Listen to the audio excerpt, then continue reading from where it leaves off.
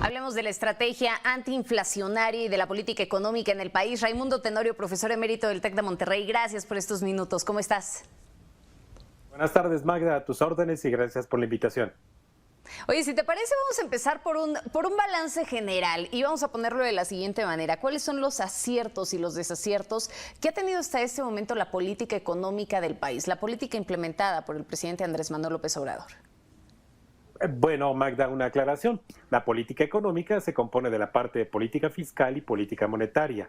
Lo que nosotros escuchamos, por ejemplo, que hace el Banco de México al incrementar su tasa de referencia a un día, es parte de la política monetaria que busca contraer la demanda de dinero.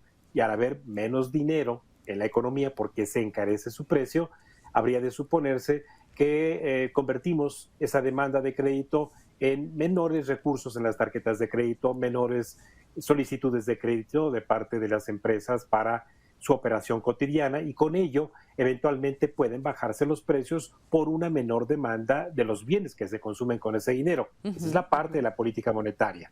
Y en la parte de la política fiscal está la instrumentación que el gobierno pueda hacer de incentivos o de desincentivos para poder construir una base de negociación, por ejemplo, con los empresarios, para contener el incremento de la inflación, como lo hemos visto en niveles de 7.72, que es el nivel más alto en los últimos 20 años. Entonces, ahí está, partida, quién está haciendo quién y quién está haciendo qué.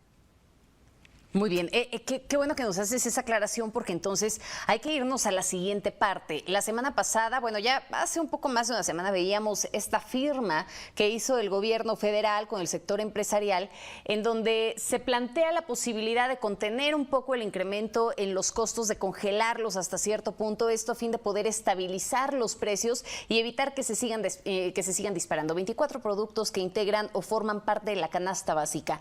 ¿Es suficiente a fin de evitar que los precios se sigan incrementando? Porque tenemos también factores de carácter internacional, tenemos el precio de los hidrocarburos, tenemos esta guerra en Ucrania que también está generando fuertes afectaciones a nivel internacional, además del resquicio de la pandemia de COVID-19.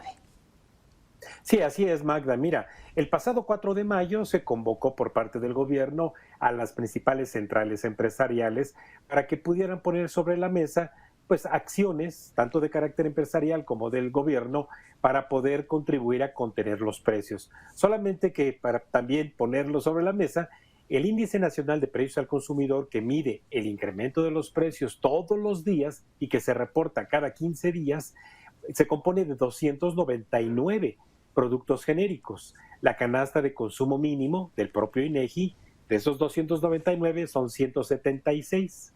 Y lo que hizo el Procurador Federal del Consumidor, el señor Sheffield, fue proponer una canasta Profeco, a la que le llamó así, con 24 productos genéricos. ¿Esto por qué? Porque se supone que esos 24 que escogieron representa apenas el 12% de todo el componente de medición de precios, por ejemplo, de INEGI. Ese puñado de pocos bienes no son necesariamente los que están reflejando el incremento en precios, solamente es en la parte de alimentos, pero la inflación ahora se manifiesta ya generalizadamente, en donde vivienda, servicios de entretenimiento, financieros, de educación, cosméticos, prendas de vestir, muebles, etcétera, ya se incrementan de precios debido a lo que mencionaste, a que como se desarticularon los inventarios en las diferentes cadenas de abastecimiento, al reponer esos inventarios hubo una sobredemanda y entonces tenemos una inflación de costos, muy bien, por eso referida por ti. Esa inflación de costos además se ha todavía asociado a que una de las materias primas más importantes para la industria, que es el gas natural, incrementó su precio en los 3 primeros meses de este año en 97%. Todo lo que ustedes comen de mermeladas, mayonesas, pastas, detergentes, pan obviamente cocido, requieren de hornos que consumen gas natural y ese es un incremento en los costos que se está trasladando a la formación de precios. Por esa razón es de que si bien no se puede desestimar ese esfuerzo porque 24 bienes sean acordados, que se va a hacer lo posible por contener los precios, pues vaya en razón de proteger el poder adquisitivo. Pero repito, hoy la inflación está más generalizada y esto se debe fundamentalmente a una inflación de costos. Bien, entonces podríamos decir que la propuesta tiene buenas intenciones en el fondo, pero es una propuesta de alcance limitado. Dentro de los planteamientos que se hicieron es que además los efectos no se verían de manera inmediata, ¿no? Ellos hablaban de que sería una estrategia que se pretende implementar a lo largo de 6 meses. La pregunta es si esto al mismo tiempo va a ser suficiente. Ya no nos vamos a estos más de 290 productos que señalabas hace unos instantes, ¿no? Y que forman parte de la medición del INEGI, sino concretamente estos de la canasta de Profeco, ¿realmente van a servir de algo? Mira, Magda, yo quiero decirte que también me parece que ahí subyacen algunas ocurrencias del propio Procurador Federal del Consumidor. Usted que nos escucha, a ver, el bistec. ¿Cuál bistec? ¿El de diezmillo? ¿El de bola? ¿El de cara? ¿Cuál frijol? ¿El bayo? ¿El negro? ¿El cacahuate? Es decir, son generalizaciones que la verdad, pensemos tan solo, por ejemplo, en esos 24 están naranja, manzana. La naranja y la manzana se consumen en el Golfo, en el Pacífico, en el norte, en el sur, pero se produce fundamentalmente en el centro norte de nuestro país. ¿Y qué manzana? ¿La Starling? ¿La Red? ¿La Delicious? ¿La Perón? ¿Cuál? Es decir, no se puede entonces hablar de una contención de precios en esos bienes que tienen tantos diferenciales de variedades de producto, como también lo son, obviamente, los ciclos productivos. Entonces, por eso te repito, bueno, no se puede desestimar, pero, por ejemplo, lo que ocurrió ayer con la aparición de este decreto para eliminar los aranceles a 26 productos que están justamente en esta lista, para bajar el impuesto a la importación a cero y se importen por comerciantes e industriales y con ello también se puedan contener los precios. Sí, nada más que hay una cosa, el 80% de nuestras importaciones de esos productos que están ahí las hacemos de Estados Unidos, con quien ya tenemos arancel cero. Entonces, si tú quieres traer sin arancel productos de donde te parece que tenemos también arancel cero, Israel, Uruguay, Argentina, Brasil, Japón, con quienes tenemos, con Panamá, que tenemos también tratado de libre comercio, y los costos de transporte y de logística van a ser incompetitivos. Así que mira, yo lo que más confío es en que la productividad de nuestros productores industriales y productores primarios se recupere y que también nuestros socios neoliberales, como son Estados Unidos, claro, también recuperen la productividad y los bajos precios.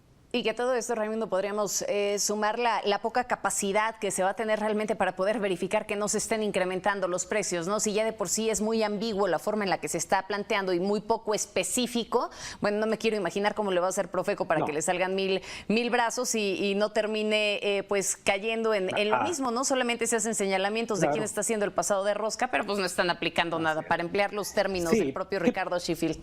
Y si me permites, sí, te escucho. No.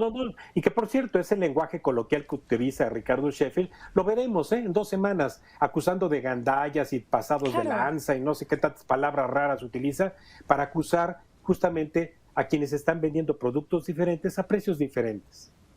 Y déjame, por favor, concluir con la siguiente pregunta. Si no llega a funcionar todo esto, que bueno, lo hemos dicho, son alcances limitados. Si no llega a funcionar todo esto, ¿crees que ya exista un plan B adicional a lo que por su propia cuenta está haciendo el Banco de México en este momento con el asunto de las tasas de interés?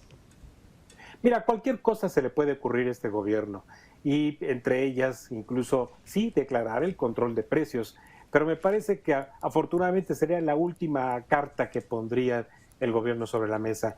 Me parece que son los empresarios quienes, viendo también que al bajar sus ventas, pero se están reponiendo también sus inventarios, pudieran, basados en productividad y justamente en una equilibrada competencia, que ahí sí vigila la Comisión Federal de Competencia Económica, estemos hablando que hacia final de año, no antes, hacia final de año podamos hablar de que se ha podido contener los precios, pero fundamentalmente, repito, por la productividad y los acuerdos interempresariales en las cadenas de abastecimiento. No, bueno, vaya situación, sigue ahí latente esta tentación por el control de precios, ¿no? Que en algún momento se hablaba y que bueno, después decían, no, nada más es esperarnos y contener un poco el hecho de que no se sigan elevando. Ya veremos cuál es el futuro de todo esto. Raimundo, como siempre, muchísimas gracias por estos minutos. Al contrario, a tus órdenes, Magda, y hasta la próxima.